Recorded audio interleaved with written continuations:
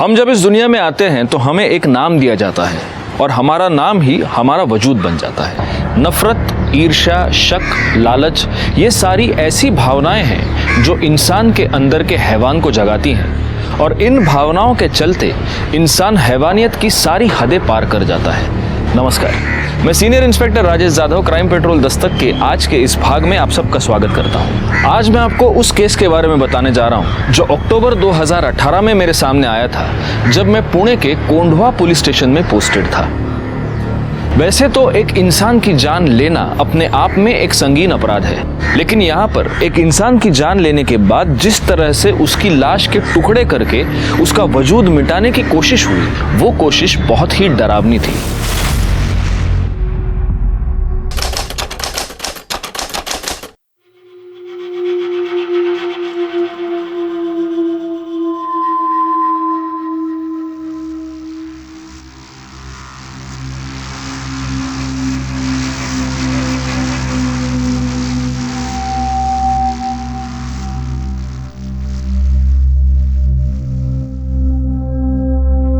अरे आ गई तू?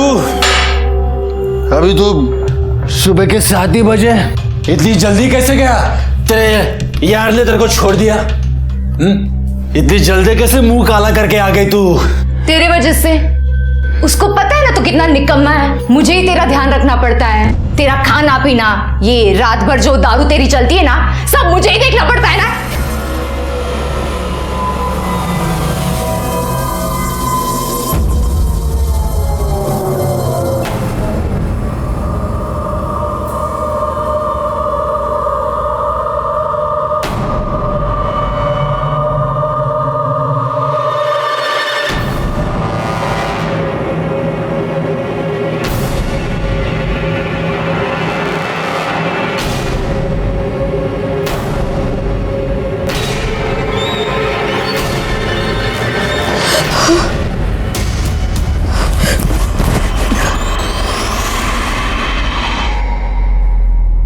सिद्धांत, वो मैं नमिता के साथ। चुप। सिद्धांत, तुझे मैंने बोला था ना मेरे मयान से दूर रह। तुझे मेरी बात समझ में नहीं आई क्या? सिद्धांत छोड़ो उसे, उसकी कोई गलती नहीं इसमें। तू चुप रह। तू बीच में नहीं बोलेगा। आज मैं इसकी ऐसी हालत करूंगा, इसे जिंदगी भर याद रहेगा। हाल तो अब मैं तेरा करूंगी। तुझे तेरे किए की सजा जरूर मिलेगी। छोड़ूंगी नहीं मैं तुझे।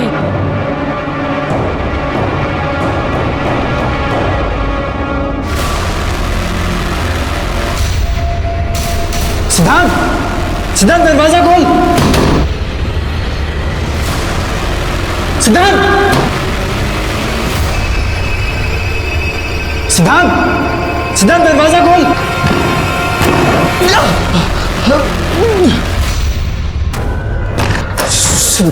सिद्धांत, ये क्या किया तूने? पागल हो गया तू? सिद्धांत उठ। ये क्या किया तूने? हाथ निकाल। तू हाथ मत लगा मुझे। सिद्धांत, माफ कर दे यार, दोबारा नहीं होगा ऐसा। गलती होगी मुझसे। गलती नहीं, तूने जानबूझ के किया है मेरे साथ। शायद मुझ में ही कोई कमी है। मैं प्रॉमिस करता हूँ कि आज के बाद मैं नमिता को कभी नहीं मिलूंगा। I don't trust you, लेकिन फिर भी मैं ऐसा कुछ करूंगा कि तू चाह कर भी उसे नहीं मिल पाएगा।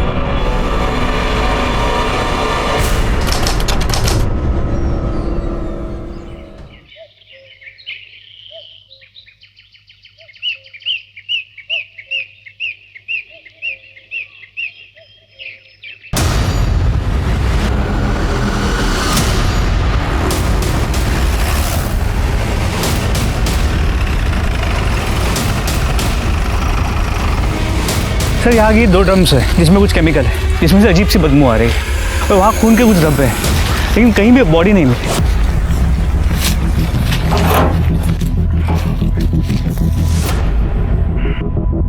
क्या है ये?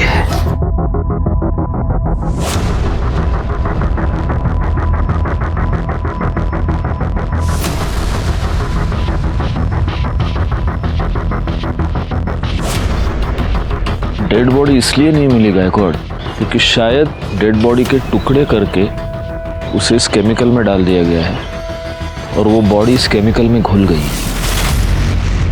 अब ये पता करना होगा कि ये बॉडी किसी जानवर की है या किसी इंसान की। वो खून के धब्बे क्या बोल रहे थे? सर यहाँ पे कुछ मांस के टुकड़े भी मिले हैं। ये देखिए, खून भी सूख चुका है, लेकिन जिस मात्रा में यहाँ पे खून है लगता है बॉडी को यहीं काटा गया होगा। फॉरेंसिक टीम को बुला। हमें सबसे पहले ये पता करना होगा गायकवाड़ कि इतनी भारी मात्रा में ये केमिकल यहाँ पर कैसे आए और ये केमिकल एग्जैक्टली है क्या। दूसरी बात ये कि ये बॉडी एग्जैक्टली किसकी है, मतलब किसी इंसान की है या किसी जानवर की है। एक काम करो गायकवाड़, आजू बाजू के पुलिस स्टेशन में पिछले 5-7 दिनों में जितने भी मिसिंग केसेस हुए हैं उन सब की डिटेल्स निकालो। और हाँ, दूसरी बात, वो जो मांस के टुकड़े हैं उनको कलेक्ट करके एविडेंस के लिए भेज दो। साहब मेरा बेटा 1 हफ्ते से गायब है साहब। पता नहीं उसका क्या हुआ, प्लीज उसे ढूंढिए साहब। कहाँ गया पता नहीं चला साहब, प्लीज। करडे काय गड़बड़ है?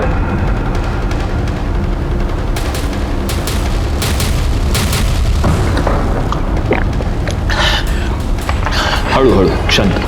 साहब मेरा बेटा अमित यहाँ पुणे में चंदन नगर में रहता है। 1 हफ्ते पहले मेरी उसके साथ फोन पे बात हुई थी। वो बहुत ही परेशान लग रहा था। बाबा बेटा तू रो क्यों रहा है? बोलो ना क्या हुआ? बाबा रेखा अच्छी लड़की नहीं है बाबा, मुझे उसके साथ शादी नहीं करनी चाहिए थी। वो पेट से, वो मेरा बच्चा नहीं है। क्या? सारी इज्जत मिट्टी में मिला दी उसने। साहब उस दिन के बाद मेरी दोबारा उससे बात नहीं हो पाई। वो ना ही गांव में आया और ना ही फिर उसका कभी फोन लगा। तो आपका बेटा अमित शादीशुदा है और यहाँ हमारे चंदन नगर में अपनी बीवी के साथ रहता है? हाँ साहब। तो आपने उसकी बीवी से बात की? उसे तो पता होगा ना वो कहाँ है। साहब अगर वो घर में मिलती तो पूछता ना। साहब वो तो खुद ही गायब है। क्या मतलब पति पत्नी दोनों गायब है? हाँ साहब, पता नहीं सब क्या हुआ, लेकिन ये रेखा है वो हमारे जात की नहीं है। 2 साल पहले दोनों ने रत्नागिरी में लव मैरिज करके वो लोग यहाँ पुणे में चले आए। अमित ने 2 साल पहले मेरे मर्जी के खिलाफ रेखा से शादी की थी, इसलिए मैं उससे थोड़ा नाराज था। लेकिन साहब अमित मेरा इकलौता बेटा है, उसके अलावा मेरा कोई नहीं है। अमित और रेखा डॉक्टर प्रदीप लेले के यहाँ काम करते थे, ठीक ठाक कमा लेते थे। लेकिन फिर आखिरी बार जब मेरी अमित से बात हो गई तो मुझे पता चला कि कुछ ठीक नहीं है। वो बहुत ही दुखी था, बहुत परेशान था।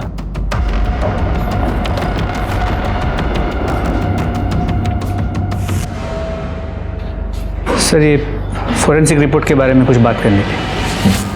आप 2 मिनट बैठिए, मैं आता हूँ।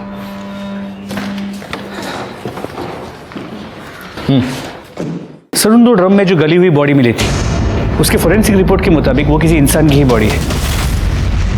पर हाँ सर, उन दोनों ड्रम में जो केमिकल मिला था वो कॉन्सेंट्रेटेड कैसे था, जिससे उस बॉडी को डिस्ट्रॉय किया गया ताकि मरने वाले का नामो निशान न रहे। जी सर। और सर रिपोर्ट के मुताबिक मर्डर बॉडी मिलने से 3-4 दिन पहले हुआ था। मतलब पॉसिबल है कि ये मर्डर 6 या 7 तारीख को हुआ हो।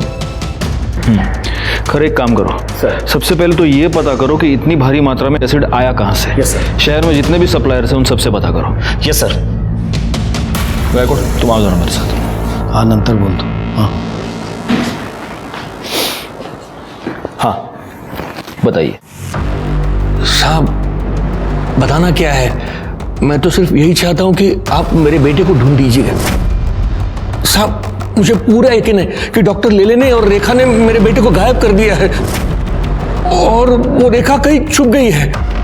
आप इतने यकीन के साथ कैसे कह सकते हैं कि आपके बेटे को रेखा और डॉक्टर लेले ने गायब किया है? रेखा भी तो गायब है। ऐसा भी तो हो सकता है कि आपने और आपके बेटे ने मिलकर रेखा को गायब किया है और अब आपका बेटा अंडरग्राउंड हो गया है और आप यहाँ पर उसकी मिसिंग कंप्लेंट लिखवाने आए हैं ताकि हमको आप दोनों पर शक ना हो। साहब आप ये क्या कह रहे हैं साहब?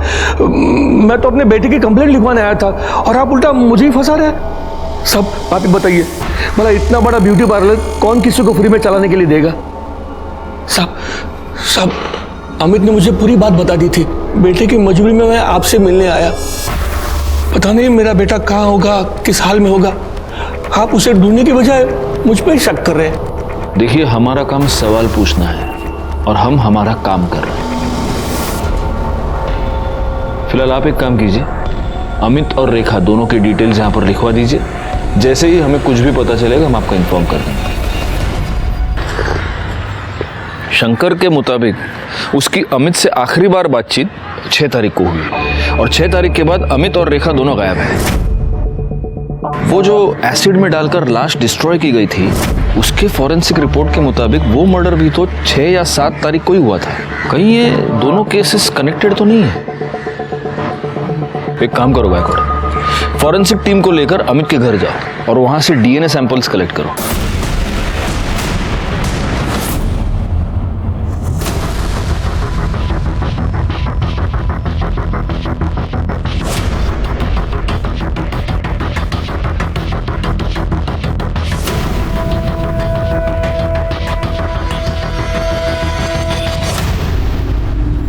एक्सक्यूज मी, डॉक्टर ले ले। जी वो अंदर पेशेंट के साथ है। डरने की जरूरत नहीं, दवाई से ठीक हो जाएगा। कम इन, मैं लिख के दे। डॉक्टर ले ले। यस, हमें आपसे जरा बात करनी है। जी। शंकर बकवास कर रहा है सर। मुझे लगता है कि अमित और शंकर दोनों ने मिलकर रेखा को गायब किया है। ये बाप बेटे दोनों घटिया इंसान हैं। तो आपका यह कहना है कि शंकर ने आपके और रेखा के बारे में जो कुछ भी कहा वो सब झूठ है? सर, रेखा मेरी बेटी जैसी है। वो बहुत ही मेहनती और ईमानदार लड़की है। कमाल है डॉक्टर साहब, लेकिन जो आपकी बेटी जैसी है वो इतने दिनों से गायब है और आपने कंप्लेंट तक नहीं लिखवाई। नहीं, मैं दरअसल आपके पास आने वाला था कंप्लेंट लिखवाने के लिए। मैं तो खुद हैरान हूं कि वो कैसे गायब होगी, कहां गायब हो गई।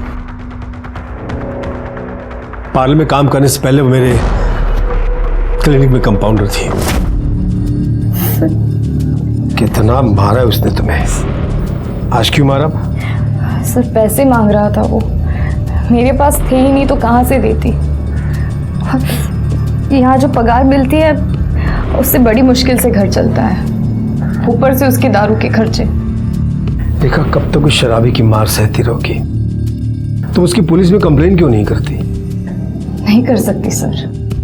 सर उसने मेरे लिए अपना घर, अपने बाबा को छोड़ दिया। मैं उसको बहुत प्यार करती हूँ। वो सुधर जाएगा।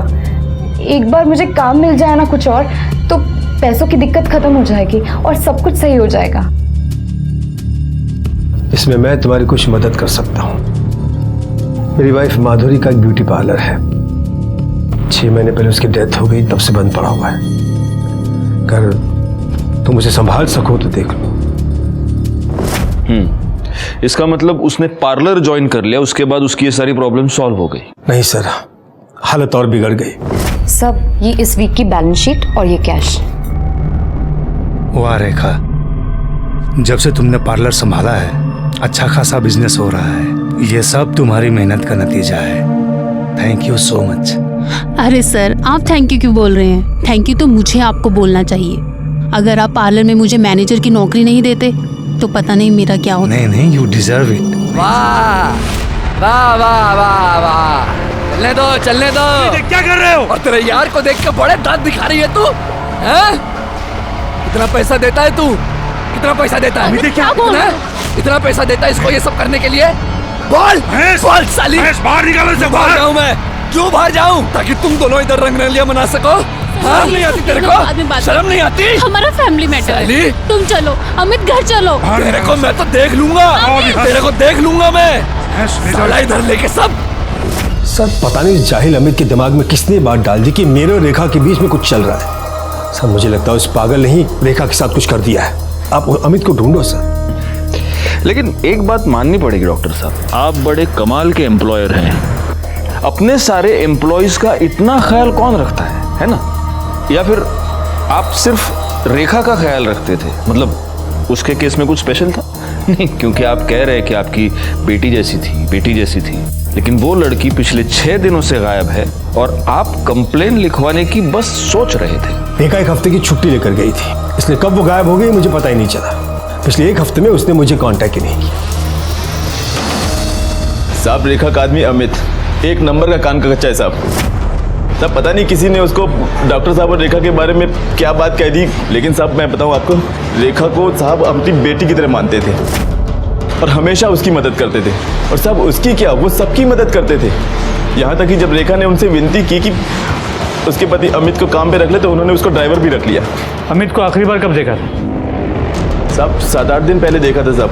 सर यहीं पे झगड़ा करने आया था। बाहर निकलो। चुप कुछ नहीं सुनने के तेरा मेरे को, समझा ना तू?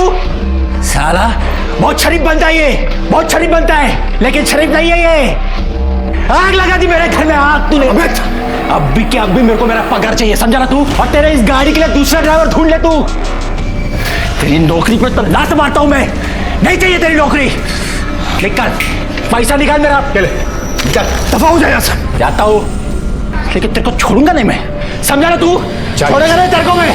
साहब वो जैसे पगार लेके गया ना साहब, तब से वो वापस नहीं आया और रेखा भी तब से नहीं आई। ये अमित ने छोड़ के जाने के बाद तुम्हारे साहब ने कोई और ड्राइवर नहीं रखा? नहीं, अभी तक नहीं रखा। और साहब मुझे लगता है कि अब वो रखेंगे भी नहीं, क्योंकि साहब ने 2 ड्राइवर रखे, दोनों ही मक्कार निकले। 2 ड्राइवर? ये दूसरा कौन है? साहब अमित से पहले इकबाल नाम का ड्राइवर था साहब। साहब वो भी बहुत कमीना था, रेखा पर उसकी हमेशा गंदी नजर रहती थी। हाँ ये रेखा, मैं तेरा ड्राइवर नहीं हूँ, डॉक्टर साहब का हूँ। मालकिन बन के पीछे बैठ रही है। आ गया, हाँ आ गया।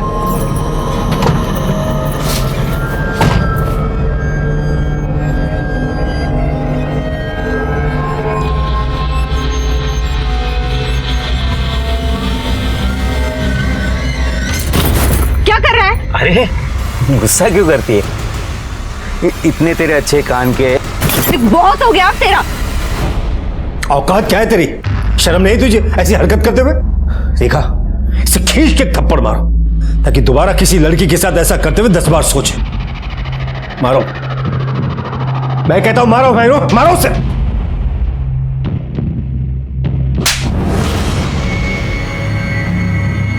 ला गाड़ी की चाबी ला, निकाल जल्दी और दफा हो जा।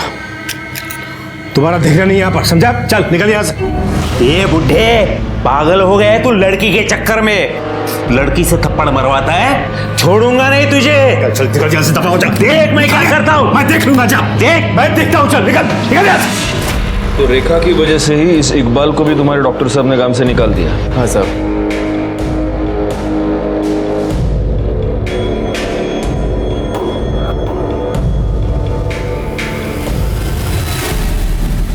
ठीक है। नहीं साहब, हमारे यहाँ तो बहुत छोटी स्केल में सप्लाई होता है, इतनी बड़ी क्वांटिटी में नहीं होता है। और वैसे भी हमारा ज्यादातर सप्लाई एजुकेशन इंस्टीट्यूट में होता है। और कोई अगर चाहता भी है कि इतना बड़ा केमिकल सप्लाई किसी को करे, तो वो कंपनी रजिस्टर होना जरूरी होती है। क्या आप मुझे पुणे और आसपास की कंपनीज की लिस्ट दे सकते हैं जो इतनी क्वांटिटी में केमिकल्स खरीदती और बेचती है? क्यों नहीं साहब, आइए ना। इस रमेश ने जो हमें इन्फॉर्मेशन दी है वो हमारे बहुत काम आ सकती है गायकवाड़। बस एक बात मैं समझ नहीं पा रहा हूँ, यही इन्फॉर्मेशन हमें डॉक्टर लेले ने क्यों नहीं दी? सर समझ में तो ये भी नहीं आ रहा है कि ये डॉक्टर हमारी बातें ऐसे छुप के क्यों सुन रहा था। इसकी वजह कोई भी हो सकती है। इन बातों के जवाब हमें इकबाल देगा। एक काम करो, उसको पुलिस स्टेशन बुलाओ। और एक और बात गायकवाड़, इस डॉक्टर लेले के ब्यूटी पार्लर में भी पूछताछ करो। पता तो चले कि इस डॉक्टर ने हमें जो कहानी सुनाई है वो सच है भी या नहीं। रेखा बहुत अच्छी लड़की है, मेहनती भी है, सब पर ध्यान देती है और सबका ख्याल भी रखती है। उसका पति अमित, उसे जानते हैं आप? हाँ साहब, लेकिन वो मुझे समझ में नहीं आया। शुरू में रेखा से वो बहुत प्यार करता था और बहुत ध्यान देता था और रोज आता भी था। वो काम में लेट तो होता है साहब, पर रेखा तो कुछ और ही थी। कुछ और मतलब? रेखा पर डॉक्टर साहब कुछ ज्यादा ही मेहरबान थे।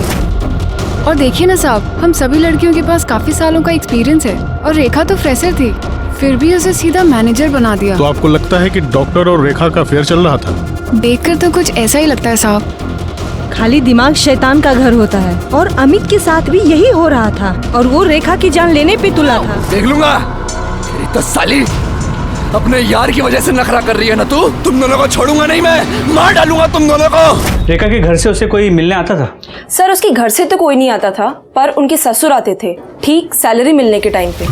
उसका ससुर वो शंकर? जी सर, रेखा हर महीने 10 से 20 हजार रुपए अपने ससुर को देती थी।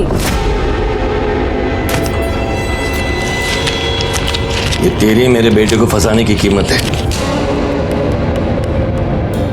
लेकिन वो इतने सारे पैसे उसे देती क्यों थी? ये सब तो उसने कभी नहीं बताया। यहाँ पार्लर में रेखा सबसे ज्यादा बात किससे करती थी? सुनीता से। पर सुनीता आज पार्लर में नहीं है, शादी में गई है ना, इसलिए छुट्टी पर है। सर ये शंकर तो खिलाड़ी लग रहा है। अब तो ये बिल्कुल पॉसिबल है कि शंकर ने अपने बेटे अमित के साथ मिलकर रेखा को मारा हो और फिर वो अंडरग्राउंड हो गया। और इस अमित का फोन 5 तारीख से स्विच ऑफ आ रहा है। लेकिन रेखा को मारने का मोटिव जितना शंकर और अमित के पास है, उतना ही डॉक्टर लेले के पास भी तो है। क्योंकि अगर डॉक्टर लेले और रेखा का अफेयर था, तो उस अफेयर के पब्लिक हो जाने के डर से, बदनामी के डर से लेले ने रेखा को मारा होगा। बैकवर्ड, सबसे पहले तो हमें यह पता करना होगा कि वो लाश वाकई रेखा की है भी या नहीं, या किसी और की है। फॉरेंसिक से जल्द डीएनए रिपोर्ट मंगाओ। जी सर, लेकिन अभी ये समझ में नहीं आ रहा कि रेखा की ऐसी क्या मजबूरी होगी कि वो अपने ससुर को पैसे देती। इसका जवाब शायद एक आदमी हमें दे सकता है। सर, अमित जब कुछ काम नहीं करता था तो उसके बाप शंकर से पैसे लेता था। शंकर इसी बात का फायदा उठा रहा था। उसने अमित के सामने एक डील रखी थी कि या तो वो उसका पैसा वापस कर दे या रेखा को छोड़ दे। और रेखा बेचारी अकेली अपनी शादी बचाने के लिए उसके पति का कर्जा चुका रही थी।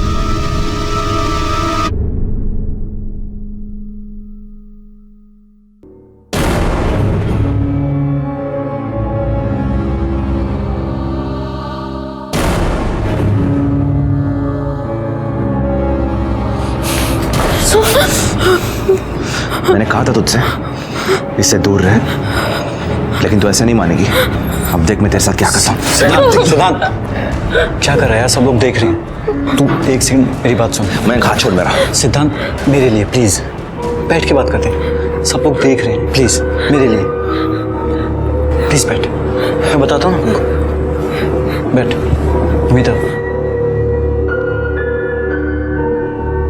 सिद्धांत, मैंने इसे बुलाया यहाँ पे मिलने के लिए, इसे ये बताने के लिए कि मैं इसके साथ कोई रिश्ता नहीं रखना चाहता। झूठ मत बोल मयंक। ठीक है सिद्धांत, अगर तुझे यकीन नहीं है तो तेरे सामने बात कर लेते हैं। देखो नमिता, मैं अब तुमसे कोई रिश्ता नहीं रखना चाहता।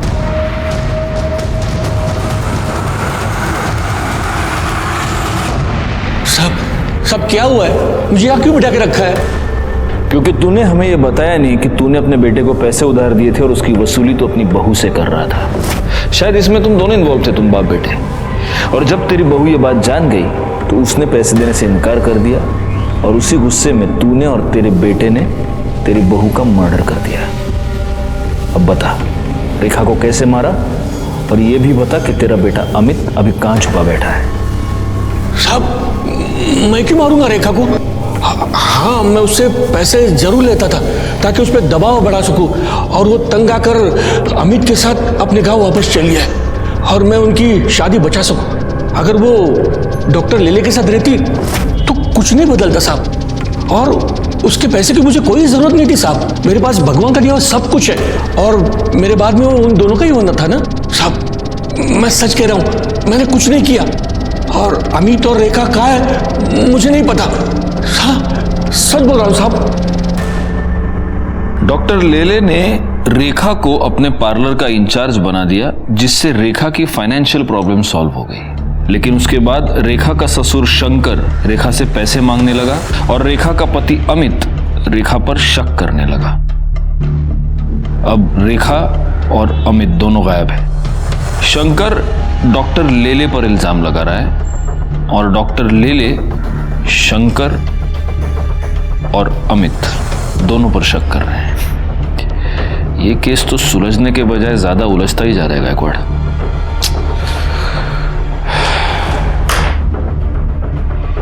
हमारे पास बहुत सारे डॉट्स हैं, लेकिन इन डॉट्स को जोड़ने वाली कोई कड़ी हमारे पास नहीं है। 2 लोग गायब हो चुके थे और हमारे हाथ एक लाश लगी थी। हम इस बात को लेकर भी श्योर नहीं थे कि वो लाश इन्हीं दोनों में से किसी एक की थी या नहीं।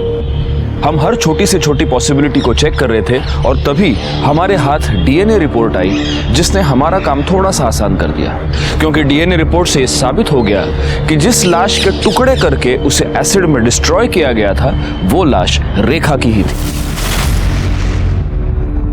अब सवाल यह था कि रेखा को इतनी दर्दनाक मौत किसने दी और क्यों दी? अमित कहाँ था? क्या अमित ने ही रेखा को मारा था और अब वो गायब था? ये सारे सवाल अभी भी बने हुए थे। तभी हमारे हाथ एक ऐसी लीड लगी जिसने इस केस को एक नई दिशा दे दी।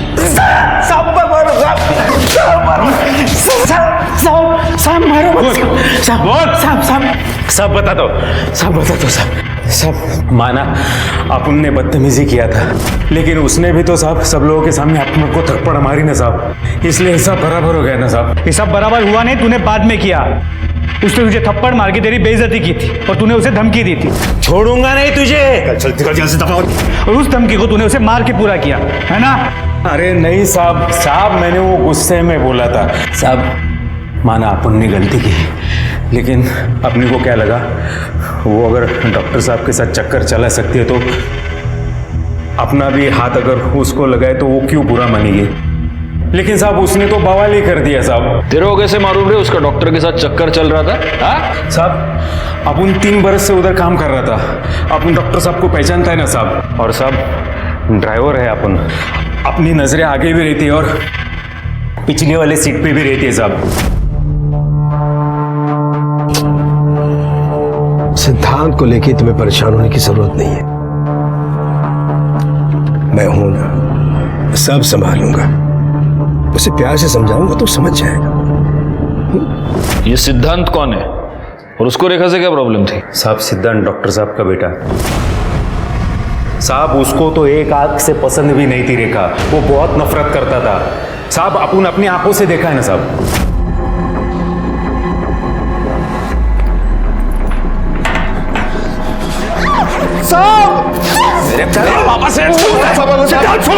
छोड़ो, क्या कर रहे हो तुम?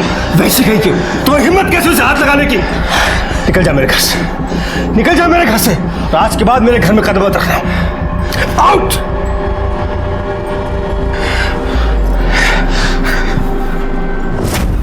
साहब अपन को तो फुल डाउट है साहब, सिद्धांत बाबा ने ही कुछ किया है रेखा के साथ। अच्छा, सिद्धांत ने रेखा को धमकी दी तो तू बोल रहा है उसने उसका मर्डर कर दिया?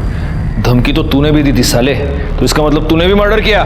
साहब अपन काय को मर्डर करेगा साहब? जिस दिन अपना वो घर छूटा, उस घर से अपना वास्ता उसी दिन से छूट गया साहब। तू नाटक बहुत अच्छा करता है रे इकबाल, करडे याची सगळी नाटक बाहेर काढा। साहब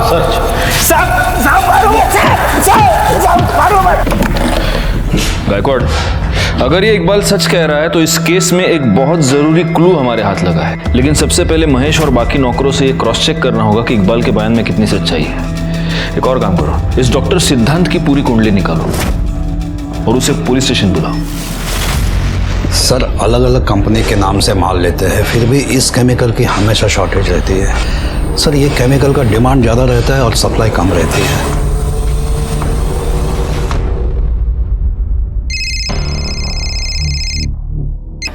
हाँ बोला सर, एक खास इन्फॉर्मेशन मिली है। केमिकल्स की शॉर्टेज पूरी करने के लिए एक ही कंपनी अलग अलग नाम से केमिकल्स खरीदती है। इसका मतलब ये हो सकता है कि किलर ने अलग अलग आईडीज यूज करके एसिड खरीदा। Yes sir. एक काम करो, ये पता करो कि किन किन कंपनीज ने अलग अलग आईडीज का इस्तेमाल करके एसिड खरीदा है, और हो सकता है कि ये एसिड रेखा की मौत के कुछ दिन पहले खरीदा गया हो। Right sir. तुमने रेखा के साथ मारपीट की थी क्योंकि वो और उसका पति मेरे बाबा को बेवकूफ बना रहे थे, हमारा सब कुछ हड़पना चाहते थे। तुमने उसे धमकी भी दी थी कि तुम उसको जान से मार डालोगे, और तुमने मार दिया। सर धमकी मैंने गुस्से में दी थी, मैंने उसे नहीं मारा सर, मैंने कुछ नहीं किया। अगर लोगों की बातों में आकर तुम उसे धमकी दे सकते हो तो तुम उसे मार क्यों नहीं सकते? हाँ सर, मैंने लोगों से सुना था, लेकिन मैंने यकीन तब किया जब बाबा ने मुझे खुद कहा कि रेखा के पेट में जो बच्चा है वो उनका है। डैड, मैं कब से आपसे कुछ पूछ रहा हूं। रेखा के पेट में आपका बच्चा है? क्या बकवास कर रहा है तू? क्या आप उसके बच्चे के बाप हैं? सिद्धार्थ, तुम्हारी हिम्मत! आज मैं आपसे नहीं डरने वाला। जवाब दीजिए, रेखा के पेट में आपका बच्चा है या नहीं? है। मैं ही उस बच्चे का बाप हूँ। रेखा के बच्चे का बाप मैं हूँ। क्या कर लोगे? बोलो क्या कर लोगे तुम? सर उस दिन के बाद से मैं बाबा से कभी नहीं मिला, ना ही उनकी शक्ल देखी। 6 अक्टूबर को रेखा गायब हुई। उस दिन तुम कहाँ थे? सर 5 अक्टूबर से 9 अक्टूबर मैं चेन्नई में था, मेडिकल कॉन्फ्रेंस अटेंड कर रहा था। आप क्रॉस चेक कर सकते हैं। ठीक है, तुम जा सकते हो। Thank you.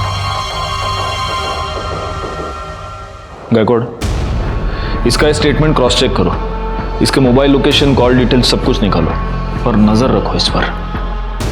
सिद्धांत के बयान के मुताबिक डॉक्टर लेले ने खुद उसे अपने और रेखा के संबंधों के बारे में और होने वाले बच्चे के बारे में बताया। सिद्धांत का यह भी कहना है कि रेखा और अमित दोनों डॉक्टर लेले से पैसे निकलवाना चाहते थे। अब हो सकता है कि डॉक्टर लेले को यह बात पता चल गई हो और उसी ने अमित और रेखा दोनों का मर्डर कर दिया हो। रेखा की बॉडी के बारे में हमें पता चल चुका है, लेकिन अमित का अभी तक कोई पता नहीं। सर अगर उस डॉक्टर से अपनी तरह से उगलवाए तो? नहीं, जब तक हमारे पास कोई पुख्ता सबूत नहीं है हम डॉक्टर को उठा नहीं सकते, वो बेल पर छूट जाएगा। हमें सबसे पहले ये पता करना होगा कि डॉक्टर की इस पूरे मैटर में एग्जैक्टली क्या इन्वॉल्वमेंट है, तभी उस पर हाथ डाल सकते हैं। सर हमने शंकर सावंत को बहुत ढूंढा पर वो कहीं नहीं मिला। एक काम करो, उसका फोन सर्विलेंस पे डाल दो और जैसे ही ऑन होता है उठा लो उसको। सर। गायकवाड़, उस अमित के फोन का क्या स्टेटस है? सर उसका फोन कंटिन्यूसली स्विच ऑफ आ रहा है, लेकिन रेखा की कॉल रिकॉर्ड से मोबाइल लोकेशंस आ गए हैं।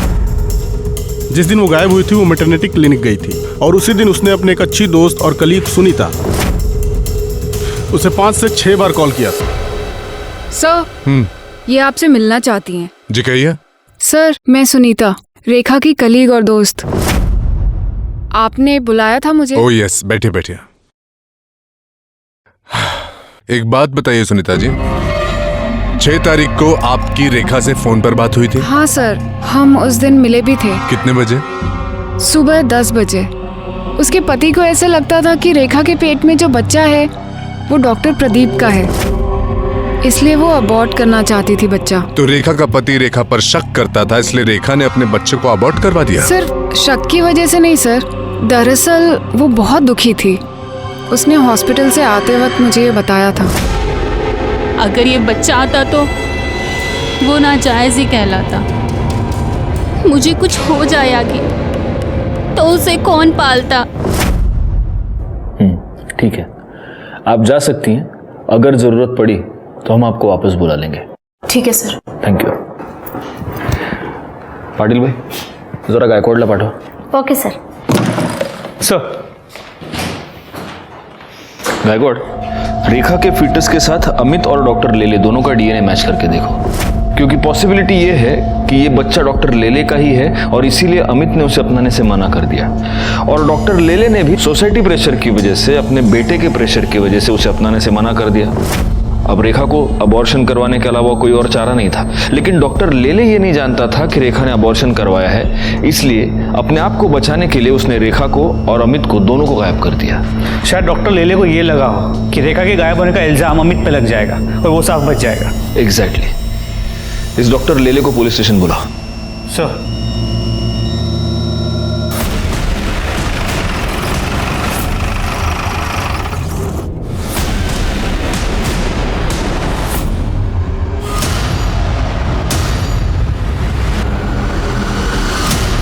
घर में कहीं भी कोई फोर्स टेंडर के निशान नहीं, बॉडी पे भी कहीं कोई एक्सटर्नल इंजरी मार्क्स नहीं, लेकिन सर यहाँ गले पे ये देखिए, यहाँ पे कुछ इंजरी मार्क्स हैं, स्वेलिंग भी आ गई है, लेकिन क्या है कैसे हुआ है कुछ पता नहीं चल रहा। लगता तो ये मर्डर ही है गायकवाड़, और हो सकता है कि जिसने भी ये मर्डर किया है उसे इस घर में फोर्स्ड एंट्री करने की जरूरत ही नहीं। सर इंजेक्शन मिला। इस तो खाली लग रहा है गायकवाड़। हो सकता है गले पर ये जो 2 मार्क्स है वो इसी की वजह से। देखो नीडल देखो, जमा करा। सर 1 मिनट सर, यहाँ ये सर, ये देखिए सीसीटीवी कैमरा। सर कैमरा तो वर्किंग है, इसका कंट्रोल पीछे की तरफ है और किसी ने इसका मेन स्विच ऑफ कर दिया है। सर ऐसा लगता है कि इस घर में घुस के डॉक्टर साहब पर हमला करने वाला उनकी जान पहचान का हो सकता है। बॉडी को सबसे पहले किसने देखा था? मैंने देखा था साहब कल संडे था तो संडे को साहब पूरा दिन घर में ही रहते हैं और मेरा भी शाम को 4 बजे छुट्टी हो जाती है, तो मैं घर चला गया था साहब। लेकिन जब मैं सुबह आके देखा तो मैंने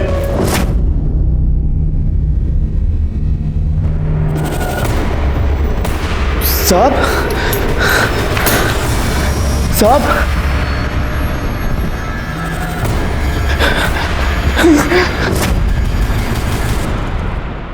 डॉक्टर प्रदीप लेले की मौत ने इस केस को एक नया ट्विस्ट दे दिया, क्योंकि अब तक डॉक्टर लेले इस केस में हमारे लिए प्राइम सस्पेक्ट था। पोस्टमार्टम रिपोर्ट से यह पता चला कि डॉक्टर लेले की मौत एम्बोलिक स्ट्रोक की वजह से हुई है,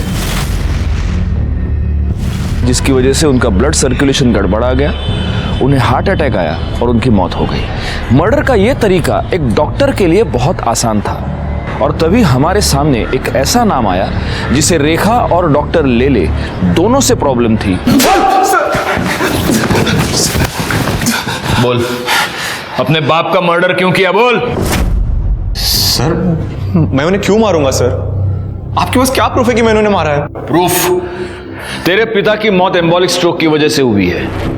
आदमी को एम्बोलिक स्ट्रोक कब और कैसे आता है ये तो तू बहुत अच्छी तरह से जानता होगा, डॉक्टर है तू, है ना? तेरे और मयंक के रिलेशनशिप के बारे में तूने अपने पिता को बताया था? क्या तूने उनको यह बताया था कि तू लड़कियों में नहीं लड़कों में इंटरेस्टेड है? नहीं बताया था। इसका मतलब तूने ये बात उनसे छुपाई थी। तुझे इस बात का डर था कि वो ये रिलेशनशिप कभी एक्सेप्ट नहीं करेंगे, और इसी डर की वजह से तूने उनकी जान ले ली। जिस दिन पापा की डेथ हुई मैं हॉस्पिटल पर था, नाइट ड्यूटी पर। आप हॉस्पिटल का सीसीटीवी चेक कीजिए, मेरा फोन लोकेशन ट्रैक कीजिए। मैं मुंबई में था सर। ओहो, डिटेक्टिव है? मेडिकल के साथ साथ ये भी पढ़ाई कर लिया आपने, डॉक्टर। लेकिन आदमी मुंबई से पुणे आ गया, इसका मतलब उसका मोबाइल भी मुंबई से पुणे आ गया, ऐसा नहीं होता। तू पुणे आया, तूने अपने फादर का मर्डर किया, लेकिन तेरा मोबाइल तूने मुंबई में ही छोड़ा था। और जिस कॉन्फिडेंस से तू ये सब कह रहा है, तूने ये सेफ्टी तो जरूर ली होगी। सर मैं सच कह रहा हूं सर। मैं अपने बाबा को क्यों मारूंगा सर? मैंने ऐसा कुछ नहीं किया सर। सर हमें एक इंपॉर्टेंट लीड मिली है।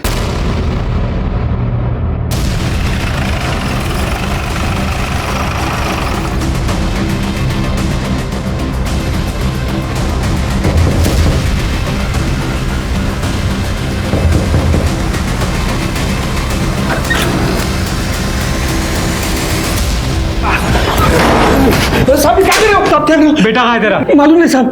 कर दे, घर चेक करा। हो सर। अरे साहब पकड़ो इसे, पकड़ा ला।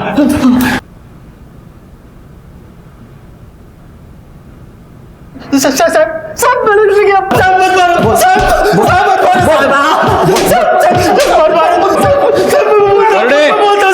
करड़े बस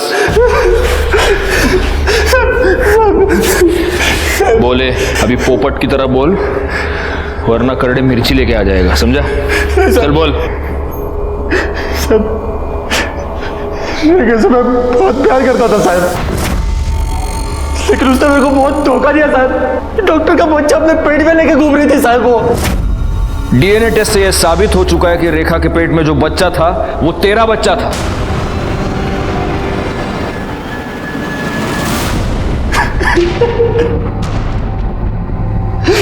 साहब उस कमीने डॉक्टर प्रदीप की वजह से मेरी जिंदगी बर्बाद हो गई साहब। उसने नहीं, तूने खुद अपनी जिंदगी बर्बाद की। तूने अपनी बीवी की जान ली, उसे जान से मार दिया तूने।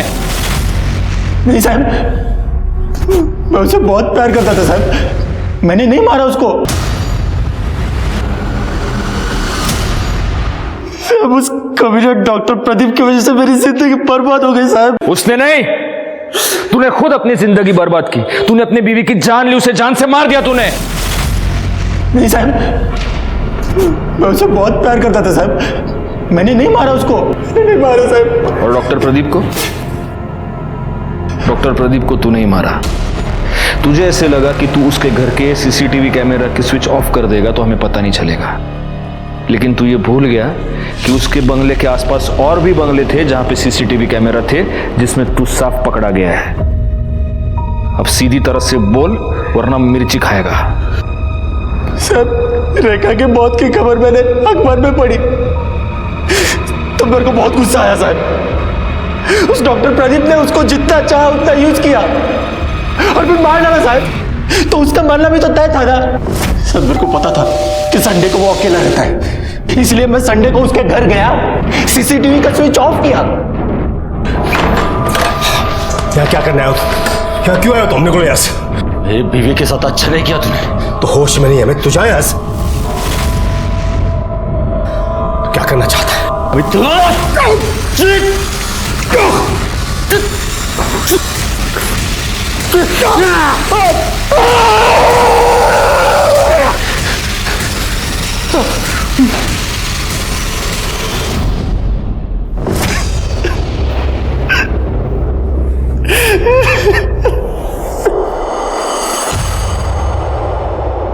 सर, पुणे के सेम एड्रेस पर रजिस्टर्ड 2 ट्रेडिंग कंपनी ने 5 अक्टूबर के दिन अलग अलग सप्लायर से 2 ड्रम खरीदे थे और जिसने ड्रम खरीदे हैं उसके इस केस से कनेक्शन है।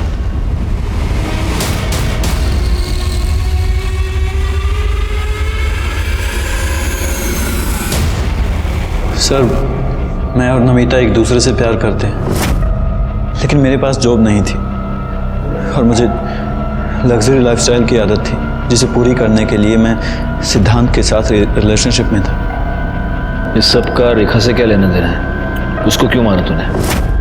सर क्योंकि सिद्धांत की उसके डैड के साथ लड़ाई हो गई थी और उन्होंने उसे अपनी प्रॉपर्टी से बेदखल करने के लिए कहा था, जिसकी वजह से सिद्धांत काफ़ी परेशान था।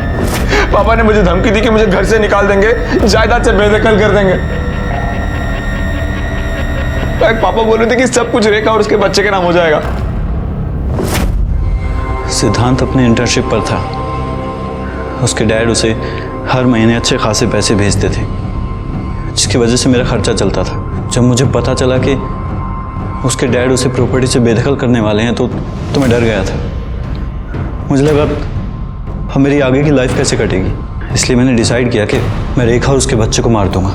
मैं उस पर नज़र रखने लग गया और जब वो हॉस्पिटल से बाहर आई तो काफ़ी देर तक मैंने उसका पीछा किया। तू रेखा पर नजर रखे हुए था तो तुझे इतनी सी बात समझ में नहीं आई कि वो लड़की 4 से 6 घंटे एक अबॉर्शन करने वाले हॉस्पिटल में क्या करने गई थी? अगर तूने अपना कॉमन सेंस यूज किया होता ना तो आज तू इस तरह से मेरे सामने नहीं बैठा होता और आज रेखा जिंदा होती। एक सीधी साधी मेहनती लड़की जो अपनी छोटी सी गृहस्थी का सपना देख रही थी, एक्सपेंसिव लाइफस्टाइल चाहने वाले मयंक और शक करने वाले उसके पति अमित की वजह से मारी गई। डॉक्टर प्रदीप लेले का भी इसमें बराबर का हाथ था, क्योंकि अगर डॉक्टर लेले अपने बेटे को ठीक से समझाते, अगर वो इस सिचुएशन को मैच्योरली हैंडल करते तो शायद रेखा, उसका बच्चा और खुद डॉक्टर लेले आज जिंदा होते। लेकिन उन्होंने ऐसा नहीं किया और इसी की वजह से रेखा अपना बच्चा गंवा बैठी और बाद में अपनी जान भी। इसमें हालांकि रेखा का कोई कसूर नहीं था, लेकिन उसकी एक गलती ये थी कि उसने इस क्राइम की दस्तक को अनसुना कर दिया। अपने पति का शक और उसकी मार वो सहन करती रही। इस तरह के अत्याचार को आप कभी भी सहन ना करें, क्योंकि अत्याचार को सहन करके आप उसे मिटाते नहीं बल्कि उसे बढ़ावा देते हैं। हमारे आज के एपिसोड की दूसरी कहानी।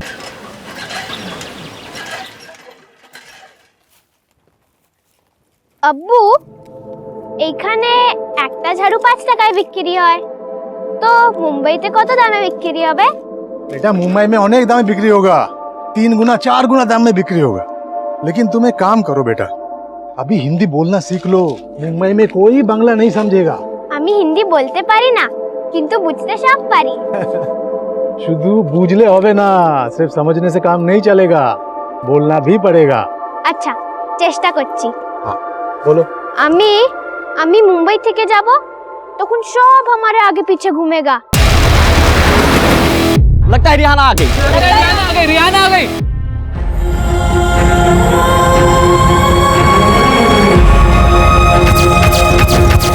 हम मेम बन जाएगा और फिर सब हमारा फोटो निकालेगा ऐसे।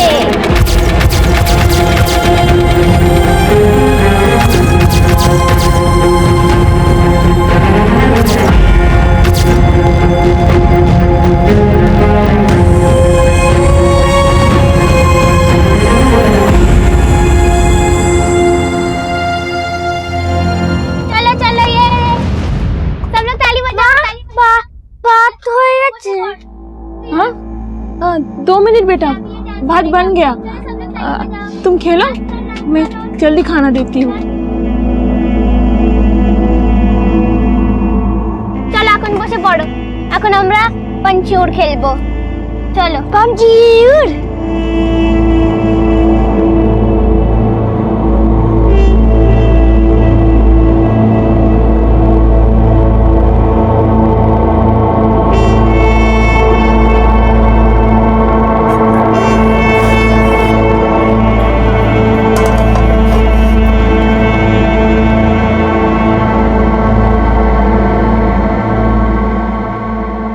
এসে গেছো?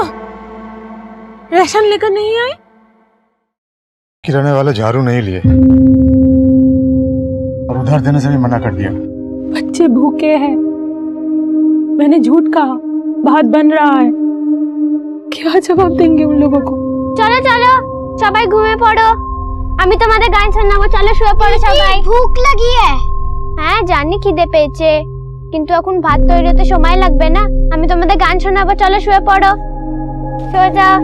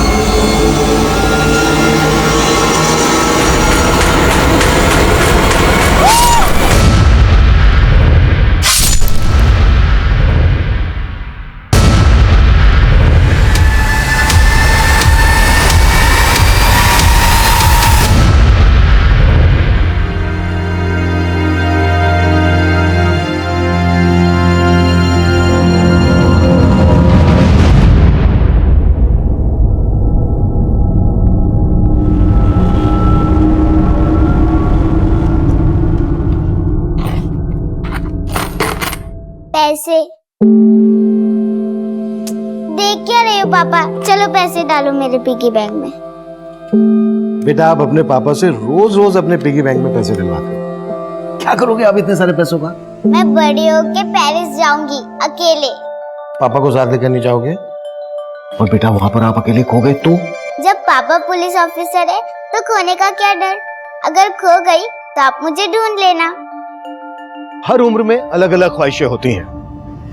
बड़े होने के बाद जब ख्वाहिशें टूटती हैं तो हम समझौता करना भी सीख जाते हैं, लेकिन जब बचपन में ख्वाहिश टूटती है तो समझौते की खुराक इतनी आसानी से हजम नहीं होती।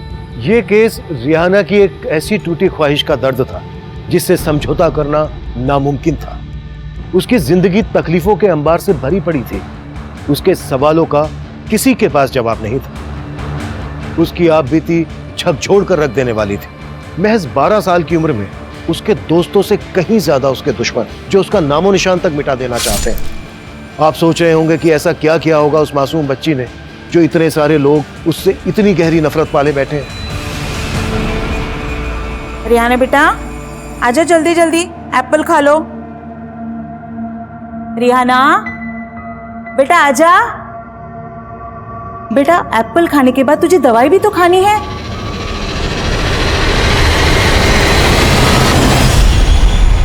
क्या हुआ बेटा? रिहाना क्या हुआ बेटा, क्यों डर रही है? रिहाना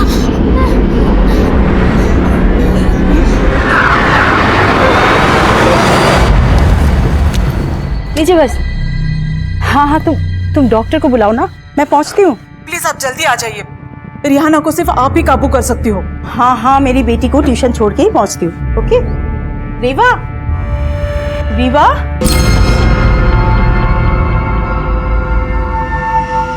रीवा रीवा रीवा बेटा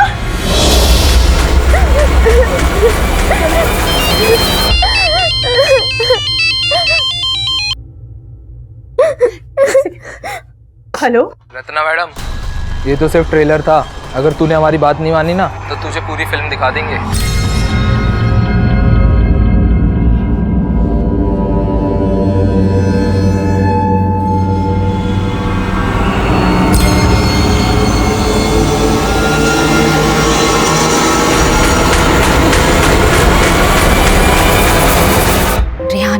ठीक है अभी? डॉक्टर ने अभी इंजेक्शन दिया है। रत्ना मैडम नहीं आई? मुसीबतें उनका पीछा ही नहीं छोड़ रही है, इसीलिए उन्होंने मुझे भेजा। वो लोग अब काबू से बाहर हो गए।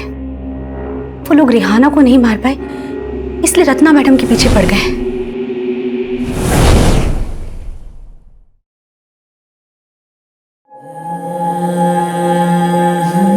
देखो रत्ना, तुम रिहाना का हौसला हो।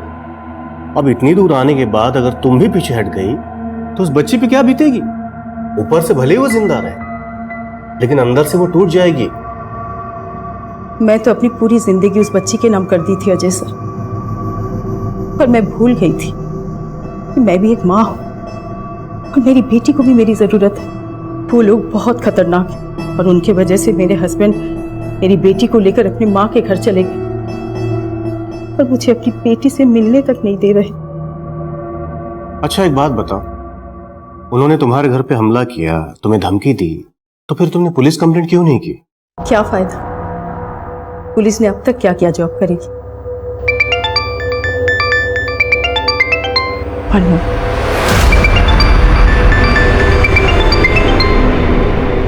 हाँ शबनम बोलो। हेलो हेलो रत्ना मैडम, बोलो मेरी दुकान।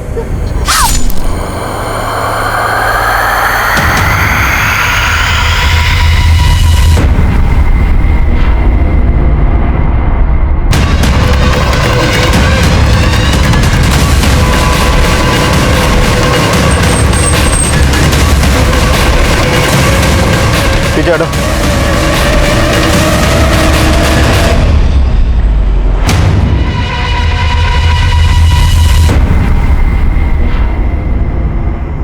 किसने मारा इसे? कौन था? किसी ने देखा? अरे अम्मी अम्मी अम्मी अम्मी उठो। पीछे करो। अम्मी अम्मी उठो ना अम्मी। पीछे हटो। छोड़ो मुझे अम्मी के पास जाना है। छोड़ो मुझे।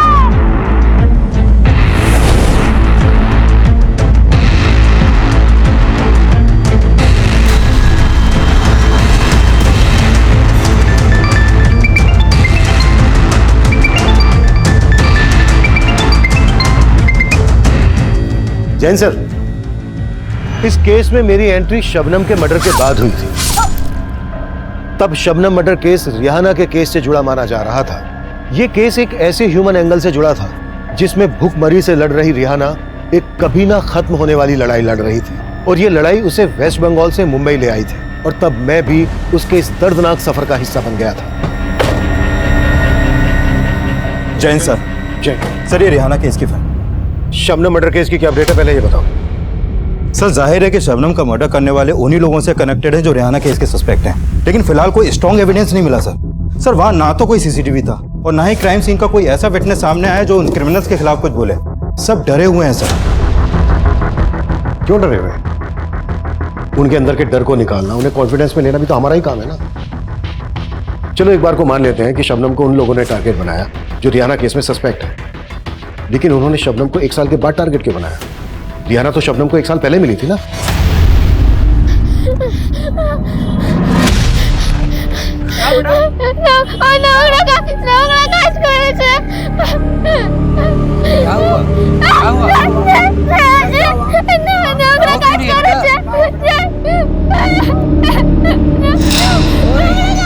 अम्मी, अरे बताओ क्या हुआ?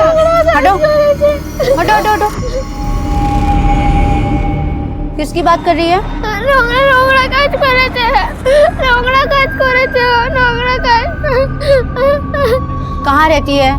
घर कहाँ है? डरो मत, मुझे बताओ। रोंगड़ा काज करे थे। বাড়ি কোথায়? বাড়ি কোথায়? কোথায় থাকিস আমাকে বল। আরে বাড়া মহল্লাটা কোথায় আমাকে বলবি? सर, शबनम बंगाली थी, इसलिए शबनम ने रिहाना से बात की। शबनम और वहाँ के लोगों को लगा कि रिहाना के साथ कुछ गलत हुआ था, इसलिए उन्होंने हमें इन्फॉर्म किया। क्या हुआ इसको? पता नहीं, कुछ भी नहीं बता रही है। इस लड़की को तो ये भी नहीं पता कि इसका घर कहाँ है। बस बार बार एक ही बात बोल रही है कि नोंगड़ा काज नोंगड़ा काज। नोंगड़ा काज मतलब? सब बंगाली में नोंगड़ा काज का मतलब गंदा काम होता है। गंदा काम?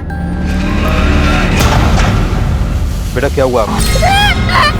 और जब उसकी हालत नॉर्मल हुई तो हमने शबनम की मदद से उससे दोबारा बात करने की कोशिश की। तो नाम की सर रिहाना ने शबनम को जो भी बताया उससे यही लगा कि रिहाना बंगाल से मुंबई आई थी और उसे मुंबई में कहीं फोर्सफुली रखा गया था, लेकिन कहाँ ये वो भी नहीं जानती थी। फिर सर हमने रिहाना की फोटो दिखाकर आसपास पूछताछ भी की और एक आदमी ने रिहाना की फोटो को आइडेंटिफाई भी किया। सर उस आदमी ने बताया कि उसने रिहाना को विष्णु के घर में देखा था और जब हमने विष्णु से रिहाना के बारे में पूछताछ की तो उसने रिहाना को पहचानने से मना कर दिया। तो तब तुमने विष्णु के खिलाफ कोई ठोस एक्शन क्यों नहीं लिया? लेकिन सर तब सिर्फ एक गवाह के अलावा किसी ने भी उसके खिलाफ बयान नहीं दिया था, लेकिन बाद में हमने एक्शन लिया था सर। बाद में तुम लोगों ने एक्शन इसलिए लिया था क्योंकि सर्वोदय अखबार के एडिटर ने उस बच्ची पर एक आर्टिकल छापा था। उस आर्टिकल से पुलिस डिपार्टमेंट की कितनी किरकिरी हुई है मालूम है तुम लोगों को? तुम्हारे एक्शन लेने से हुआ क्या? विष्णु तो अब भी फरार है। लेकिन सर सिर्फ विष्णु अकेला सस्पेक्ट नहीं है। बोल तो ऐसे रहे हो जैसे बाकी सब लोगों का पता लगा लिया। पिछले 1 साल से ये स्केच लेकर घूम रहे हो और शबनम के मर्डर के बाद भी सेम एक्सक्यूज है कि कोई सामने नहीं आ रहा है, डर रहे हैं सब। रिहाना के माँ बाप उसके घर का पता भी नहीं लगा पाए अभी तक। सर हम कोशिश कर रहे हैं। कोशिश नहीं, आई वांट रिजल्ट कमल। अब इस केस में कोई कोताही नहीं बरती जाएगी, अंडरस्टैंड?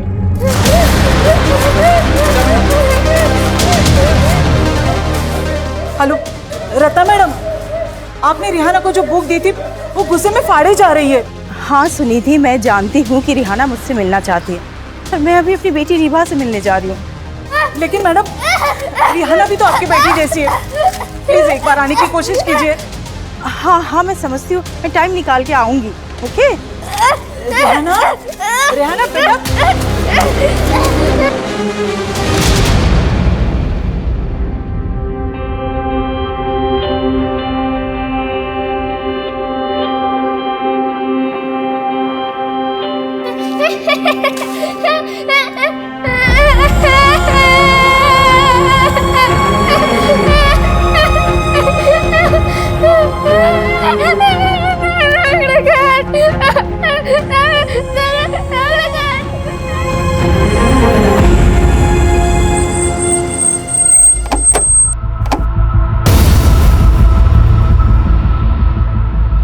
सर यही शबनम की दुकान है। शबनम का बेटा भी यहाँ आता था कभी कभी और शबनम का एक भाई भी है सर। सर मैंने शबनम के बेटे और उसके भाई से भी पूछताछ करने की कोशिश की, लेकिन वो लोग भी चुप रहे और शबनम की मौत के बाद उसके बेटे को शबनम का भाई अपने साथ ले गया। शबनम का मर्डर दोपहर को 12 बजे हुआ। ऐसा लग नहीं रहा है कि हत्यारों को किसी ने विटनेस ना किया।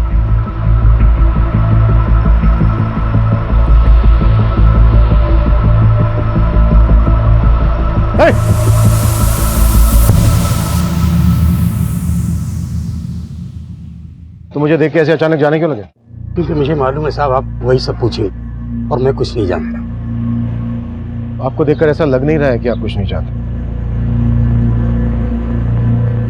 देखिए आपको डरने की जरूरत नहीं है, आपकी हिफाजत की जिम्मेदारी हमारी है। आपने जो भी देखा, आप जो भी जानते हैं हमें बता दीजिए। साहब 3 लोग थे वो और उन्होंने चेहरे पे कपड़ा लगाया हुआ था और वो तीनों एक ब्लू कलर की वैन से आए थे और उसी में वापस चले गए। इसके अलावा मैं कुछ नहीं जानता।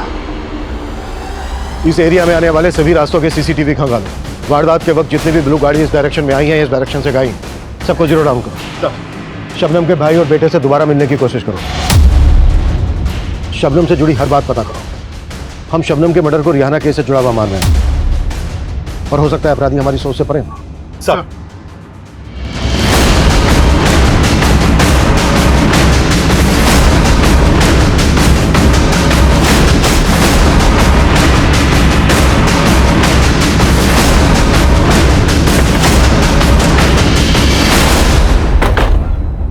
तुम लोग यहीं पे वेट करो।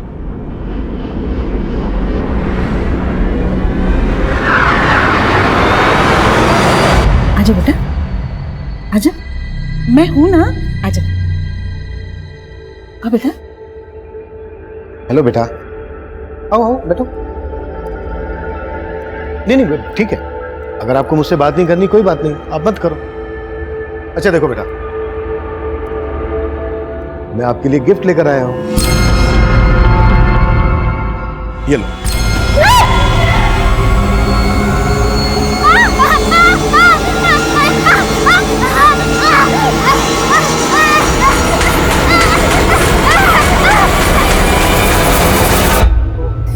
डर मत बेटा, मैं हूं ना। सर समझ में नहीं आया, जब मैं रिहाना से बात करने गया तो वो हमें देखकर डर के मारे भाग क्यों गई? रिहाना जब भी किसी को पुलिस की वर्दी में देखती थी तो उसकी बेचैनी और ज्यादा बढ़ जाती थी। ये इस केस का एक ऐसा रहस्य था जिसकी असल वजह तब तक ढूंढी ही नहीं गई थी। और सवाल यह भी था कि अगर रिहाना पुलिस वालों को देखकर डर रही थी तो विष्णु ने उसके साथ ऐसा क्या किया था, और वो नोंगरा काज ऐसा क्या गलत काम था जिसका रिहाना बार बार जिक्र कर रही थी। इन सवालों की सतह में कई चौंकाने वाले राज दफन थे, और हमारी सबसे बड़ी लाचारी यह थी कि पिछले 1 साल से रिहाना अपने परिवार से दूर थी, और हम चाहकर भी यह पता लगाने में नाकाम थे कि रिहाना का परिवार तब कहां था। तब हमारी इन्वेस्टिगेशन की अगली कड़ी रत्ना थी। शबनम के मर्डर के बाद रिहाना ही नहीं, रत्ना की जिंदगी भी खतरे में थी। आपके घर पर हमला हुआ था, आपकी बेटी को आपके घर पर बांध दिया गया था। हाँ सर, उन्होंने मुझे फोन पे धमकी दी थी। लेकिन मेरी टीम ने मुझे इस बारे में कुछ नहीं बताया। क्योंकि मैंने उन्हें बताया ही नहीं था। मेरा तो उन पर से भरोसा ही उठ चुका है। और क्या मैं नहीं बताऊंगी तो पुलिस का फर्ज नहीं बनता कि इस केस को हैंडल करे? बीच बाजार में शबनम का, आपको बताने से क्या फायदा? Sir, I am sorry to say, लेकिन अभी तक आप रिहाना के घर का पता नहीं लगा पाए। आप गुनहगारों को पकड़ पाएंगे? अजय जी, मैं जानता हूं आप हमारे डिपार्टमेंट के खिलाफ कुछ ना कुछ लिखते आए। सर, हमारा काम ही है सच्ची खबर लोगों तक पहुंचाना, और वैसे भी इस केस में पुलिस ने एक्शन मेरे खबर के बाद ही लिया था, और इस खबर के बाद ही रिहाना का मेडिकल टेस्ट करवाया गया था। हाँ सर, इससे पहले तो पुलिस ये तक नहीं मान रही थी कि उस बच्चे के साथ नोंगरा काज, यानी कि she was raped several times। उस बच्ची ने हिंदी तक नहीं बोल पाती, और उसके लिए एक ऐसा ट्रांसलेटर रखा गया है जो कि उसे कभी समझ ही नहीं पाया। मैं तो ह्यूमैनिटी ग्राउंड से अपने कॉलेज से स्केड्यूल निकाल कर उस बच्ची के लिए ट्रांसलेटर बनी। मैं 15 दिन धरे विष्णुर घरे छिलाम। ये बोल रही है कि 15 दिन से ये विष्णु के घर पे रह रही थी, और उसके आप बीती को समझी, और उसके बिहाफ में कोर्ट में हियरिंग में शामिल हुई। मिलॉर्ड, सबसे पहले मैं कोर्ट का शुक्रिया अदा करूंगा कि उन्होंने रत्ना को रिहाना के बिहाफ पर ट्रांसलेटर नियुक्त करने की इजाजत दी। और अब मैं चाहूंगा कि रत्ना जी कोर्ट को वो सारी बातें बताएं जो रिहाना ने उन्हें बताई, कि कितने वक्त से रिहाना विष्णु के घर में रह रही थी और विष्णु उनके साथ कितनी ज्यादतियां करते थे। सर, रिहाना ने मुझे बताया कि वो करीब 15 दिन से विष्णु के घर रह रही थी, और उसने मुझे ये भी बताया कि विष्णु उसके साथ रोज कई बार रेप करता था। मिलॉर्ड, रिहाना के साथ विष्णु जानवरों की तरह पेश आता था। वो रिहाना का सिर्फ रेप ही नहीं करता था, बल्कि उसके बदन को नोचता था, खसोटता था, जिसकी गवाही रिहाना की ये मेडिकल रिपोर्ट दे रही है। Objection my lord, Rihana Vishnu के साथ सिर्फ 15 दिन के लिए रही थी, लेकिन उसकी मेडिकल रिपोर्ट से ये बात भी सामने आई है कि रिहाना का कई महीनों से रेप किया जा रहा था, सिर्फ 15 दिनों से नहीं। इससे ये साबित नहीं होता कि विष्णु जी ने ही उसका रेप किया है। और गौर करने वाली बात यह है माय लॉर्ड कि जब रिहाना का मेडिकल टेस्ट हुआ तो उसके शरीर से विष्णु का कोई भी डीएनए सैंपल नहीं मिला। और ऐसा इसलिए हुआ मिलॉर्ड कि पुलिस ने रिहाना का मेडिकल करवाने में देर की। और अगर विष्णु ने ऐसा कुछ किया ही नहीं तो फिर इसने झूठ क्यों कहा? इसने पुलिस को इनकार क्यों किया कि रिहाना को यह जानता तक नहीं था? मैं तो इसे नहीं जानता सर। क्योंकि मेरे क्लाइंट डर गए थे माय लॉर्ड, क्योंकि उन्होंने रिहाना को सिर्फ कामकाज के लिए रखा हुआ था। आप बताएंगे कोर्ट को कि आपको रिहाना से किसने मिलवाया था? आफ्ताब। माना कि मैंने पहले झूठ बोला था, लेकिन आफ्ताब ने मुझसे सबसे बड़ा झूठ बोला जब वो रिहाना को मेरे घर पे लेकर आया था। सेठ, झाड़ू पोछा बर्तन घर का सारा काम जानती है। पगार कितना लगी? लड़की जरूरतमंद है, रहने खाने के साथ अगर 5,000 रुपये महीना दोगे ना तो इसके घर वालों का भला हो जाएगा। वो बोला रिहाना 15 साल की है। सर, मैंने तभी आफ्ताब को 5,000 रुपये एडवांस भी दिया था, लेकिन बाद में उसने मुझे ब्लैकमेल करना शुरू कर दिया। ब्लैकमेल? हाँ सर, सच तो यही है। वो जानता था रिहाना का रेप हुआ था, वो मुझे फ़ोन करके धमकी देता था सर। हेलो, देख सेठ, अगर तूने मुझे 5 लाख रुपए नहीं दिए ना तो तेरा वो हाल होगा कि जिंदगी भर पछताएगा तू। सर, मैं तब भी बहुत डरा हुआ था, मेरे पास इतने पैसे नहीं थे, और अचानक रिहाना गायब हो गई और ये सब हो गया। ये जो रिहाना कर रही है ना, ये सब आफ्ताब के कहने पर कर रही है सर। ये सब आफ्ताब का किया धरा है सर। विष्णु ने सरासर झूठ बोला था, इसीलिए तो जमानत मिलते ही फरार हो गया। नाम श्योर विष्णु ने ही शबनम का मर्डर करवाया और उसी ने मुझे फोन में धमकी दी। कि धमकी वाला कॉल किस नंबर से आया था?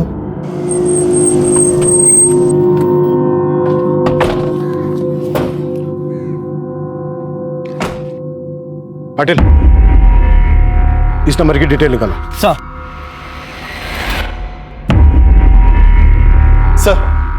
सर मैंने शबनम के भाई और बेटे से बात करने की कोशिश की, लेकिन कोई फायदा नहीं हुआ।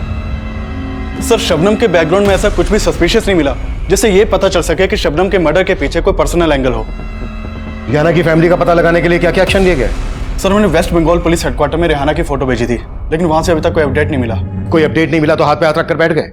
अब सरमा झुकाओ इस तरह से, तुरंत वेस्ट बंगाल के लिए निकलो और जब तक रिहाना की फैमिली का पता नहीं चल जाता है वापस मत आना। सर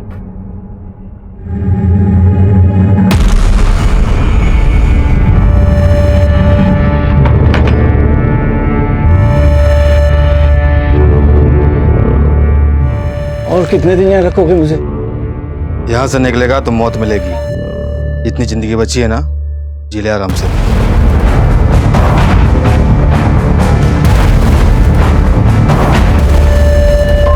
कमिंग सर, मैंने उस ब्लू कलर की वैन का ट्रायल चेक किया जिसमें शबनम के हत्यारों को जाते हुए देखा गया था। सर शबनम की दुकान से करीब आधा किलोमीटर दूर एक सीसीटीवी में सेम वैसी ही एक ब्लू वैन कैप्चर हुई है। सर शबनम की हत्या से कुछ ही देर पहले ये वैन शबनम की दुकान की तरफ गई और करीब 20 मिनट बाद ये वैन उसी तरफ से वापस आई। सर उस आदमी ने इस वैन को आइडेंटिफाई कर लिया जिसने स्टेटमेंट दिया था। सर गाड़ी का ये नंबर फेक है, लेकिन इन क्रिमिनल्स तक पहुंचने की हर पॉसिबिलिटीज पर काम कर रहा हूं मैं। इस क्राइम सीन का डम डेटा भी निकलवा लिया है, वहां से कोई ना कोई सस्पिशियस नंबर तो जरूर मिलेगा। और ये दोनों कब मिलेंगे? विष्णु ने कोर्ट में स्टेटमेंट दिया था कि आफ्ताब रिहाना को उसके पास लेकर आया था। आफ्ताब के जरिए हम रिहाना के घर वालों तक पहुंच सकते हैं। सर ये आफ्ताब जोगेश्वरी में रहता था, विष्णु के कॉल रिकॉर्ड में इसका नंबर मिला था, लेकिन अभी इसका नंबर भी बंद है और जोगेश्वरी की इसकी चौल भी है। सर आफ्ताब के गायब होने के बाद हमें लगा था कि विष्णु सही बोल रहा है, लेकिन फिर अचानक से विष्णु भी गायब हो गया। सर आफ्ताब के बारे में अभी तक हमने जो भी पता किया है उससे लगता नहीं है कि ये कोई बड़ा गेम कर सकता है। ये एक मामूली सा पिंप है सर। हो सकता है कि रिहाना की दलाली करता हो और रिहाना के साथ रेप करने वाले इसी के कस्टमर हो, क्योंकि सर बाद में रिहाना ने यह भी बोला था कि कई लोगों ने उसके साथ रेप किया था। आफ्ताब के बाद इस सलीम का नाम भी काफी उछला था। सर सलीम का नंबर आफ्ताब के कॉल रिकॉर्ड में मिला था और ये तब से फरार है। हमें इस सलीम की कहानी को भी समझना होगा और इस रात से भी पर्दा गिराना होगा कि रिहाना पुलिस की वर्दी को देखकर इतना डर क्यों जाती है। रिहाना बुआ पता चला? मैं तो यहीं पे थी, लेकिन रीवा ऐसा है? नहीं बेटा, रीवा तो नहीं आई है, पर एक अंकल आए हैं, तुमसे कुछ बात करना चाहते। बेटा अंकल सलीम के बारे में जानना चाहते। बोलो तुम्हें তোমাকে আপুর কাছে নিয়ে যাবে, বলো শোনা। আমি গ্রামে ছিলাম। কি गांव में थी? অনেক খুশ ছিলাম। बहुत खुश भी थी। আর তখনই প্রথমবার আমি সলিম ভাইজানকে দেখেছি। तभी ये पहली बार सलीम से मिली। कब छेड़े देबो। बहुत मीठा गला है रिहाना का, एकदम मुंबई के लिए बना हुआ है। तो ऐसे बोल रहा है जैसे इसको गवैया बना देगा। वो हमारा इतना पहचान का, लेकिन मुंबई में हम अच्छा काम दिलवा सकते हैं। अपने यहाँ का तमाम लड़की हैं जो लोगों के घरे में चौका बर्तन करती हैं, बहुत पैसा भेजती है अपने अपने घर। वो तो है, लेकिन मेरा दिल नहीं मानता रिहाना को इतना दूर भेजने के लिए। सोच लो, घर में खाने के लाले पड़े, 2 वक्त का खाना नसीब हो जाएगा। সত্যি ভাইজান আমি बहुत पैसा কামাবো। हाँ रिहाना, बहुत पैसा कमाओगी तुम। আব্বু আব্বু আমাকে পাঠাও না মুম্বাই, আব্বু আমি অনেক পয়সা কামাবো। तो मुंबई तुम्हें सलीम लेकर आया था?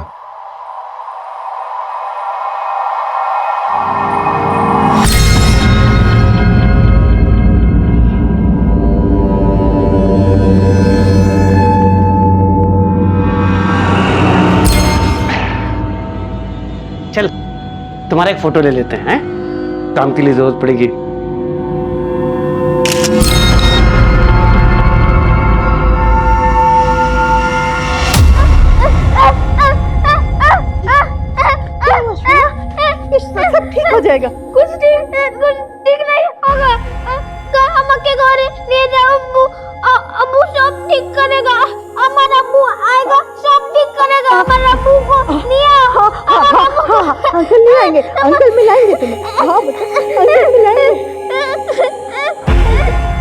उन बातों का बार बार जिक्र रिहाना पर बहुत बुरा असर डाल रहा है। बेचारी 1 साल से लड़ रही है, ना ही उसे इंसाफ मिला ना घर। पुलिस वाले सभी न जाने कितने गुनहगार हैं उसके। पुलिस तो उसका रहने का सही इंतजाम तक नहीं कर पाई। उसे एक ऐसा एनजीओ में रखा गया जहाँ पे काम करने वाली औरतें तक उसे मॉलिश करती थी। और जब रिहाना ने ये सब कोर्ट में कहा तो उसे किसी तरह इस एनजीओ में लाया गया।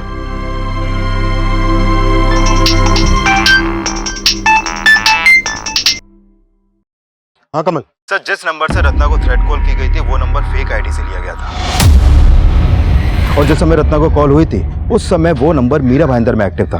और जब उस नंबर के कॉल रिकॉर्ड निकाले तो उसमें एक और नंबर मिला सर, और वो नंबर भी फेक आईडी से लिया गया था, लेकिन वो नंबर अक्सर नाला सुपारा में एक्टिव रहता है। कमल, नाला सुपारा के इस नंबर को ट्रेस करो कि हमारे किसी सस्पेक्ट का नंबर हो सकता है। Okay sir. ओके। हम तब उन दोनों संदिग्ध मोबाइल नंबर की जांच में जुटे थे। वहीं वेस्ट बंगाल में रिहाना के परिवार की तलाश भी जोरों पर थी। तभी हमने उन दोनों नंबर्स में से एक नंबर को नाला सुपारा में ट्रैक किया।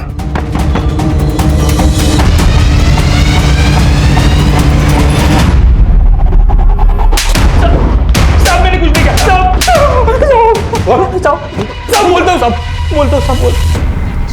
साहब मैं मानता हूँ कि मैंने रिहाना को विष्णु सेठ के घर पे पहुंचाया था, लेकिन सलीम पहले उसे मेरे पास लेके आया था, क्योंकि सलीम जिस मोहल्ले में रहता है उसके पड़ोसियों को पता चल गया कि सलीम रिहाना का रेप करता था। लेकिन तूने बड़ा सहारा दिया रिहाना को। तूने भी तो वही किया जो सलीम कर रहा था।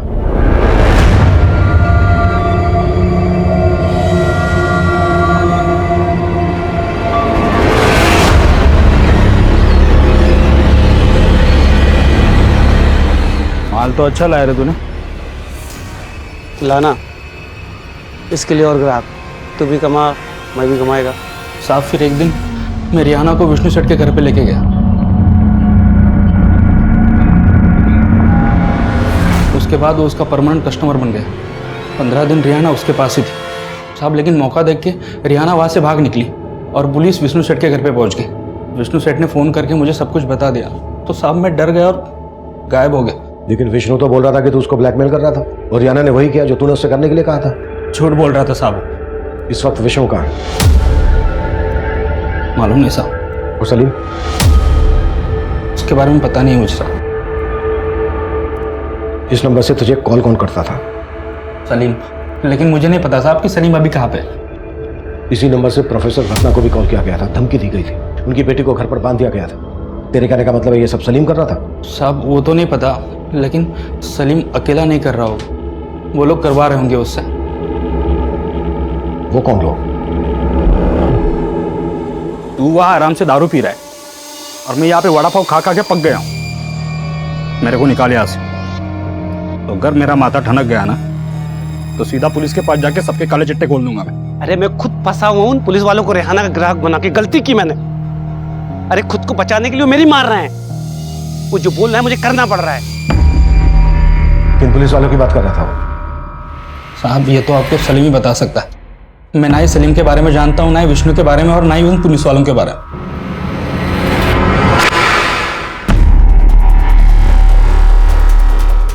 इस केस ने पुलिस डिपार्टमेंट की छवि बिगाड़ के रख दी है। इस बच्ची के साथ पुलिस वालों ने भी।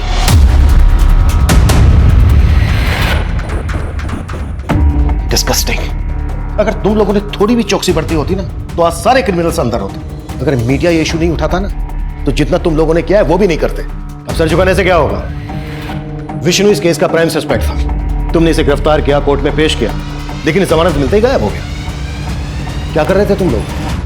इतनी सी निगरानी नहीं रख पाए इस पर? कहीं ऐसा तो नहीं है कि तुम भी? सर अगर आपको वाकई में लग रहा है कि मैं उन क्रिमिनल्स के साथ हूं तो आप मुझे इस केस से हटा दीजिए।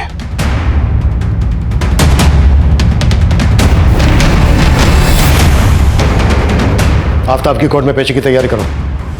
सर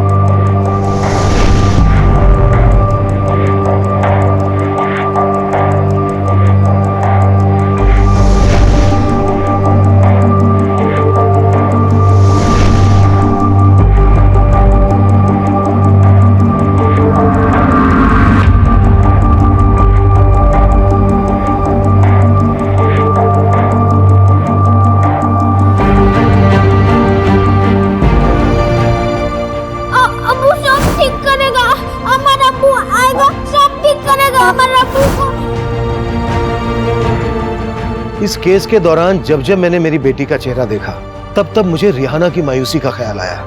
महज 12 साल की बच्ची इतनी तकलीफ में होने के बावजूद इतने लंबे समय तक अपने माँ बाप, अपने घर, अपने भाई बहनों से दूर थी। पर तब मैं ये सोच रहा था कि भले ही उसके क्रिमिनल्स देर से मिले, पर उस बच्ची को उसका परिवार जल्द से जल्द मिल जाना चाहिए।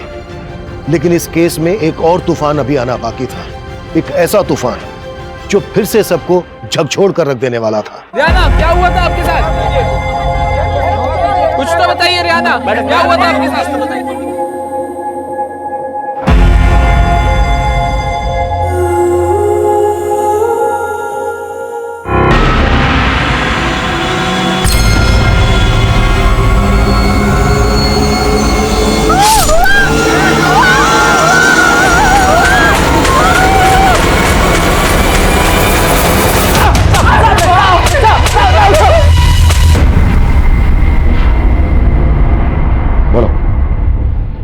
किसके कहने पर हमला किया था? पाटिल, जब तक ये मुंह ना खोले ना, हाथ रुकना नहीं चाहिए। सर ये दोनों हिस्ट्री शीटर हैं, मुन्ना और विजय। रंगदारी और धमकी के केस में कई बार अंदर भी जा चुके हैं लोग। मतलब ये पक्का है कि किसी ने सुपारी दी है? सलीम या उन पुलिस वालों में से ही कोई होगा? हाँ गौतम। सर रिहाना के गांव का पता चल गया है। गंगा सागर के बड़ा गांव में रहती है रिहाना, और मैं रिहाना के घर ही जा रहा हूँ। ग्रेट। रिहाना के परिवार वालों से मिलने के बाद भी मुझे कॉल करना। ओके? Okay sir.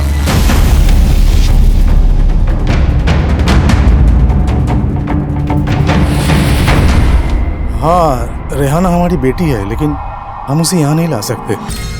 अब होने दीजिए उसकी किस्मत में जो है। आपको जरा भी अंदाजा है कि आपकी बच्ची किस हालात से गुजर रही है, और आप उसे यहाँ घर पे नहीं लाना चाहते?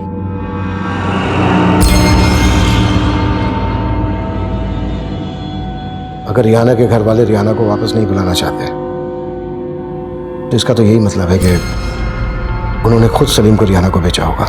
सर मुझे भी यही लग रहा है। सर मैंने यहाँ सलीम के बारे में भी पता किया। सलीम यहीं का रहने वाला था और काफी सालों से मुंबई में रह रहा था। सर इस सलीम के आगे पीछे कोई भी नहीं है।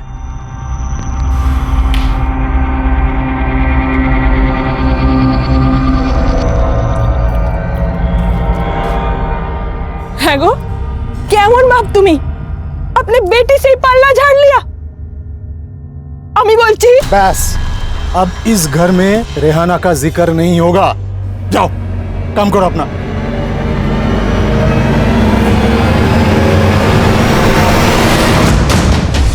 सत्य हमारा अब्बू मिल गया?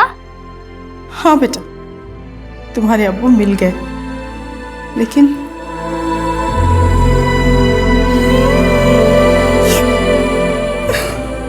কেঁদো না। তুমি इसलिए रो रहा है ना कि आमी छेड़े चला जाएगा? हाँ बेटा, मैं इसलिए रो रही हूँ। तुम मुझे छोड़ के चली जाओगी ना? ना ना, आमी আমার अब्बू के पास तुम्हाके নিয়ে जाएगा। आमी तुम्हें साथ रहेगा।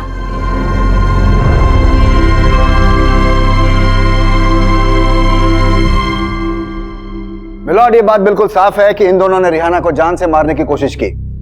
मैं कोर्ट से ये चाहूंगा मिलॉर्ड कि पुलिस को इनके रिमांड की इजाजत दी जाए ताकि ये सच को कबूल कर सके कि विष्णु ने ही इन दोनों सुपारी किलर्स को रिहाना को जान से मारने के लिए भेजा था। ऑब्जेक्शन मिलॉर्ड, ये दोनों आदमी मेरे क्लाइंट विष्णु के हो ही नहीं सकते हैं। मुझे इस केस के इन्वेस्टिगेटिव ऑफिसर से कुछ क्वेश्चन पूछने की इजाजत दी जाए। इजाजत? मुझे नहीं लगता कि इन दोनों हमलावरों ने आप जैसे ऑफिसर के सामने अभी तक अपना मुंह नहीं खोला होगा। ये दोनों प्रोफेशनल क्रिमिनल्स हैं, इनकी क्रिमिनल बैकग्राउंड है सर। तो कहीं ऐसा तो नहीं कि इन दोनों ने अपनी स्टेटमेंट दे दी हो और आप इनकी स्टेटमेंट को दबा रहे हैं? वकील साहिबा, हमारी ऐसी कोई इंटेंशन नहीं। इंटेंशन हो भी सकती है माय लॉर्ड, ये सब उन पुलिस वालों को बचाने की चाल है जिनके ऊपर इल्जाम है कि उन्होंने रिहाना का रेप किया है और इस वक्त वो लोग फरार हैं। ये लोग अपने डिपार्टमेंट के उन लोगों को बचा रहे हैं और इन हमलावरों के स्टेटमेंट को मैनिपुलेट करके, घुमा फिरा करके कैसे भी मेरे क्लाइंट विष्णु को दोषी साबित करने पर लगे हुए। ऑब्जेक्शन मिलॉर्ड, ऐसा कुछ भी नहीं है। जबकि आफ्ताब ने भी यही स्टेटमेंट दी है कि विष्णु उसका ग्राहक था और वो रिहाना से धंधा करवा रहा था और रिहाना को प्लांट करके विष्णु को ब्लैकमेल कर रहा था। ऑब्जेक्शन मिलॉर्ड, ये बेवजह विक्टिम पे घिनौना इल्जाम लगा रही हैं। रेहाना बच्ची जरूर थी माय लॉर्ड, लेकिन उसको अच्छे से पता था कि बंगाल से मुंबई आकर के उसको क्या काम करना है। और रेहाना के अब्बू की स्टेटमेंट भी इसी ओर इशारा करती है। मैं रेहाना का अब्बू हूँ। मैं नहीं चाहता कि रेहाना यहाँ आए, वो जहाँ है वहीं रहे। अब उससे हमारा कोई संबंध नहीं है, हम उसे अपनाना नहीं चाहते। ऑफिसर, रेहाना के अब्बू की स्टेटमेंट के बाद आपने क्या थ्योरी बनाई, क्या मैं जान सकती हूँ? हो सकता है रेहाना के अब्बू ने रेहाना को जानबूझकर बेचा हो। परफेक्ट। इसका मतलब है कि रेहाना के अब्बू ने रेहाना को प्रोस्टिट्यूट बनाया और वो अपने दलाल आफ्ताब के कहने पर मेरे क्लाइंट विष्णु को ब्लैकमेल करने की साजिश में शामिल थी। जज साहब, ये सरासर झूठ है। ये रेहाना को इस तरह बदनाम नहीं कर सकते। रत्ना जी, आप रेहाना के बिहाफ में वही बोल सकती है जो रेहाना ने आपको बताया है, और आइंदा से तभी बोलिएगा जब आपसे पूछा जाए। आप बैठ सकती हैं। माय लॉर्ड, मुझे लगता है कि रत्ना जी रेहाना को लेकर के इतना जज्बाती हो गई हैं कि उसको बचाने के लिए खुद घायल हो गई थी। और मुझे ऐसा लगता है कि ये रेहाना की बातों को इसी नजरिए से लेती हैं कि रेहाना दोषी नहीं है। एक ऐसे इंसान को रेहाना का रिप्रेजेंटेटिव नहीं बनाया जा सकता, इसलिए मेरी कोर्ट से गुजारिश है कि रेहाना के लिए नया ट्रांसलेटर अपॉइंट किया जाए।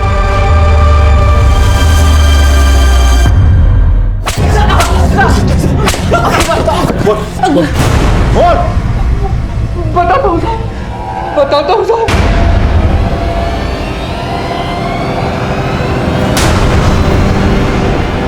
किसके कहने पे क्या था हमला?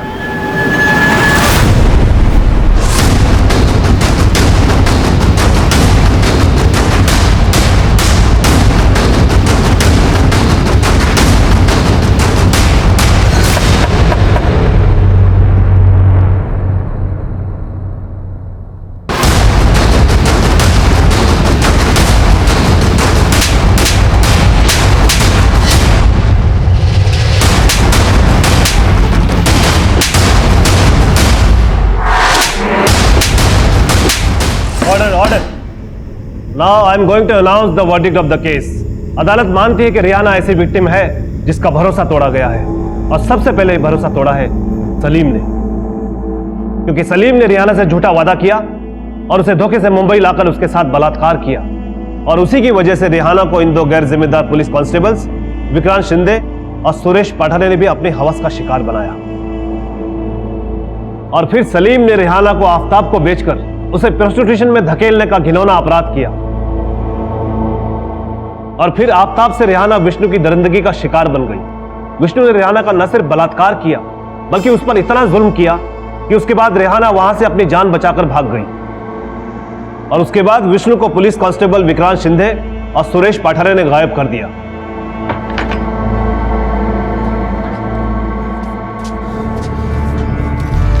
और कितने दिन यहाँ रखोगे मुझे? यहाँ से बाहर जाएगा ना तो मौत मिलेगी। जितनी जिंदगी बची है जी ले। क्योंकि इन्होंने सलीम के साथ मिलकर ऐसी आपराधिक साजिश रची जिसमें इन्होंने रत्ना और उसकी बेटी को टारगेट किया और मुन्ना और विजय के हाथों शबनम की हत्या करवा दी, और रेहाना को जान से मारने की कोशिश भी की। तमाम सबूतों और गवाहों को मद्देनजर रखते हुए यह अदालत इन सभी आरोपियों को उम्र कैद की सजा का हुक्म देती है।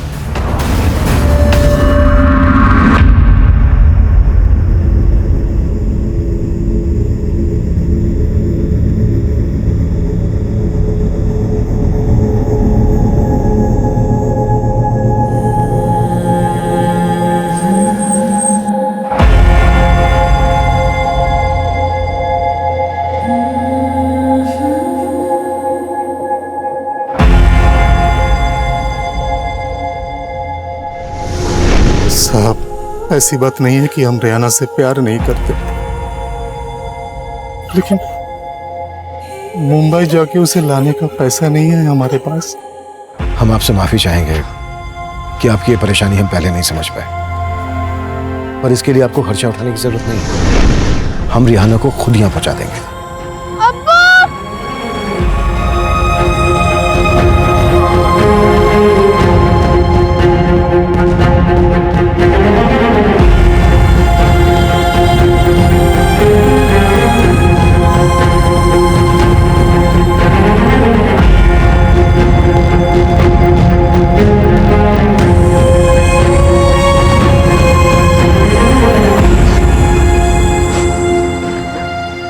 এটা তোমার জন্য।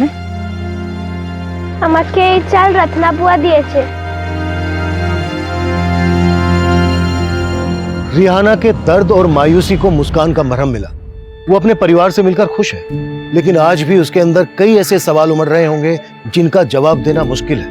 ये वो गंभीर सवाल हैं जो आए दिन हमारे देश, हमारे समाज को कलंकित कर रहे हैं।